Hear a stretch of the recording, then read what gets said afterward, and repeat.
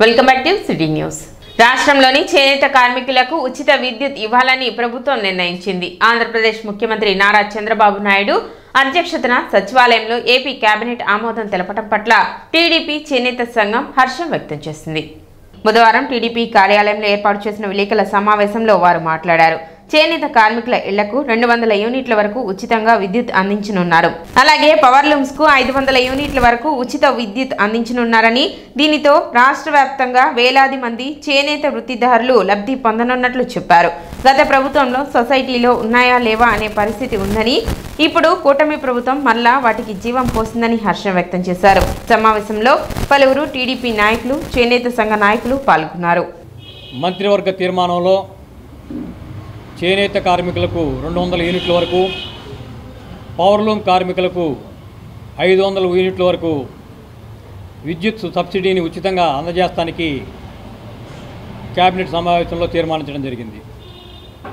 మరి ఈ తీర్మానం ద్వారా ఈ 200 ఉచిత విద్యుత్ ద్వారా రాష్ట్ర వ్యాప్తంగా 90,000 మంది చేనేత కార్మికులు లబ్ధి పొందబోతూ ఉన్నారు. అదేవిధంగా 10,000 పైచీలకు ఈ పవర్లూమ్ యూనిట్లు ఏవైతే ఉన్నాయో వారందరూ కూడా లబ్ధి పొందబోతూ ఉన్నారు.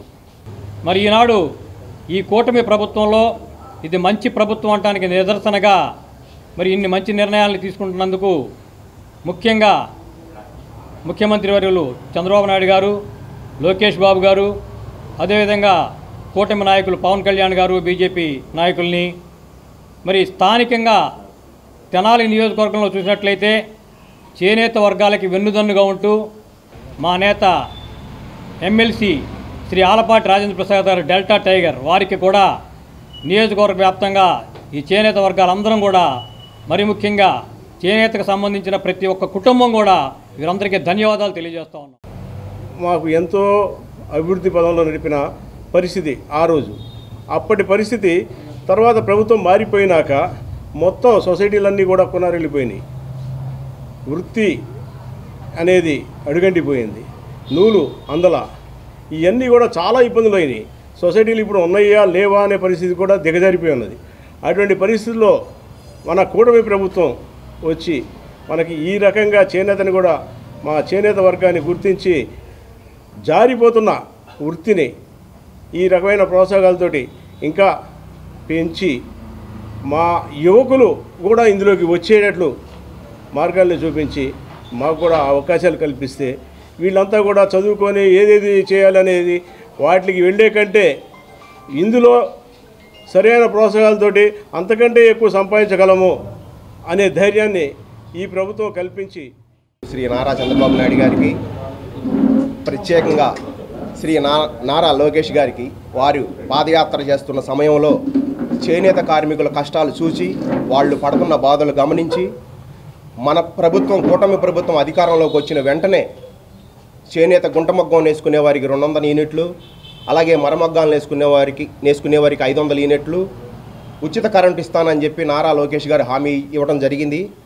అదే అంశాన్ని పట్టుబట్టి మొన్న జరిగిన కేబినెట్ మీటింగ్లో ఆ విషయాన్ని ఆమోదించడం చేయటం చేనేత వర్గాలుగా మాకెంతో సంతోషదాయకమైన విషయం.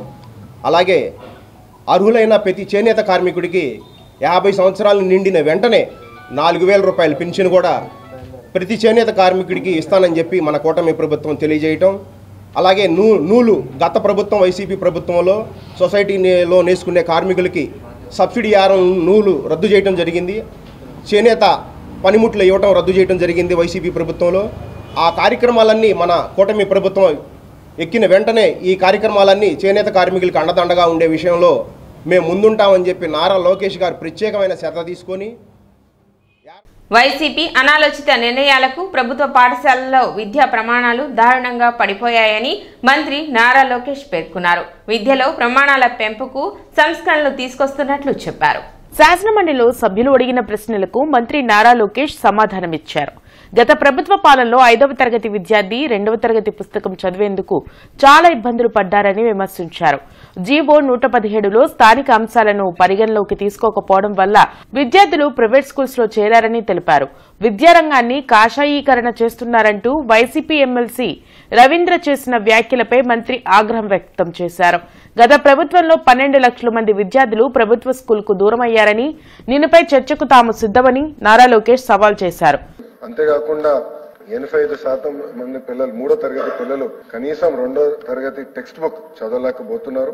63% అంటే 5వ తరగతి పిల్లల్లో చూస్తే 63% మంది బేసిక్ రీడింగ్ చేయలేకపోతున్నారు. 8వ తరగతి పిల్లలు చూస్తే కనీసం 50% మంది ఫ్లూయెంట్ గా మాట్లాడలేకపోతున్నారు. 3వ తరగతి పిల్లలు చూస్తే అధ్యక్ష 60% మంది బేసిక్ సబ్ట్రాక్షన్ చేయలేకపోతున్నారు. 8వ తరగతి పిల్లలు చూస్తే 55% మంది బేసిక్ డివిజన్ కూడా చేయలేకపోతున్నారు అధ్యక్ష. 90% మంది 3వ తరగతి పిల్లలకి బేసిక్ ఫౌండేషనల్ న్యూమరసీ స్కిల్స్ కూడా లేవని ఏసో రిపోర్ట్ పేర్కొనడం జరిగింది అధ్యక్ష. మీరు చూస్తే ఈ రోజు ప్రభుత్వ పాఠశాలల్లో సంఖ్య తగ్గిందనే విషయం వాస్తవం అధ్యక్ష. సుమారుగా 12 లక్షల మంది school education, board of intermediate కలిపితే సుమారుగా 12 లక్షల మంది విద్యార్థులు తగ్గిపోవడం జరిగింది అధ్యక్ష. ఇప్పుడు ఆ సంఖ్య 33.4 లక్షలకి వచ్చింది. ఎందుకు జరిగిందంటే అది గతంలో కొన్ని అనాలోచిత అంటామా లేదంటే కొన్ని సంస్కరణలు చర్చ లేకుండా ఉపాధ్యాయుల పైన, పిల్లల పైన, వాళ్ళ తల్లిదండ్రుల పైన రుద్దారా అనేది అదే షార్ట్ డిస్కషన్ లో చాలా డీటెయిల్ గా డిస్కస్ చేసే అధ్యక్ష. ఆ జియోనే 117 జియో, ఆ 117 జియో వల్ల లోకల్ ఇష్యూస్ పరిగణనలో తీసుకుండా చేశారనక అక్కడి నుంచి ఫాస్టర్ డిక్లైన్ జరిగి పిల్లలు ప్రైవేట్ పాఠశాలలకు మారిపోతాం అనేది జరిగింది. వైసీపీకి మరో పెద్ద షాక్ తగిలింది. ఆ పార్టీకి ఎమ్మెల్సీ మర్రి రాజశేఖర్ రాజీనామా చేశారు. ఆయన తన రాజీనామా లేఖను స్పీకర్ కు పంపించారు. ఇప్పటికే వైసీపీకి 4 ఎమ్మెల్సీలు రాజీనామా చేశారు. ఉమ్మడి గుంటూరు జిల్లాలో వైసీపీలో మర్రి రాజశేఖర్ కీలక నేతగా ఉన్నారు. రాజశేఖర్ పార్టీని వీడి వెళ్తారంటూ కొంతకాలంగా ఊహాగానాలు వినిపిస్తున్నాయి. కొద్ది రోజుల కిందట ఉమ్మడి గుంటూరు జిల్లా వైసీపీ నేతలతో జగన్ సమావేశం నిర్వహించారు. ఈ సమావేశానికి మర్రి రాజశేఖర్ రాలేదు. దీంతో ఆయన రాజీనామా చేస్తారనే వార్తలకు బలం చేకూరింది. వైసీపీ ఆవిర్భావం నుంచి రాజశేఖర్ ఆ పార్టీలో ఉన్నారు. 2014లో రాజశేఖర్ కు చిలకలూరుపేట టికెట్ ఇవ్వగా ప్రతిపాటి పుల్లారావుపై ఓటమి పాలయ్యారు. 2019 ఎన్నికల్లో ఆయనకు సీటు ఇవ్వకుండా చిలకలూరుపేట టికెట్ ను విడుదల రజనీకి కేటాయించారు. దీంతో అసంతృప్తిగా ఉన్న ఆయనకు ఎమ్మెల్సీ పదవి ఇస్తారని వైఎస్ జగన్ హామీ ఇచ్చారు. చెప్పినట్టుగానే సమయం వచ్చినప్పుడు ఆ పదవిని కట్టబెట్టారు. విడుదల రజనీకి ఈ మధ్య కాలంలో చిలకలూరుపేట వైసీపీ ఇన్ఛార్జ్ బాధ్యతలు అప్పచెప్పారు. తన సొంత నియోజకవర్గంలో మళ్లీ రజనీ తీసుకురావడంపై రాజశేఖర్ తీవ్ర అసంతృప్తి చెందినట్లు సమాచారం. దీంతో ఆయన పార్టీకి రాజీనామా చేశారు. రాజశేఖర్ టీడీపీలో చేరుతారనే ఊహాగానాలు కూడా వినిపిస్తున్నాయి. టీడీపీ నేతలతో కొంతకాలంగా ఆయన టచ్ లో ఉన్నట్లు సమాచారం. సిటీ న్యూస్ ముగించే ముందు ముఖ్యాంశాలు మరోసారి.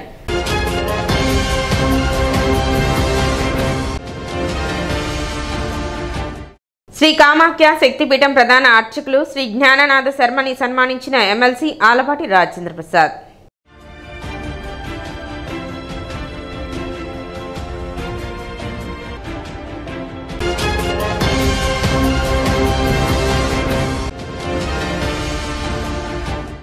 రాష్ట్రంలోని చేనేత కార్మికులకు ఉచిత విద్యుత్ ఇవ్వాలని ఏపీ కేబినెట్ ఆమోదం తెలపడం పట్ల హర్షం వ్యక్తం చేసిన టీడీపీ చేనేత సంఘం.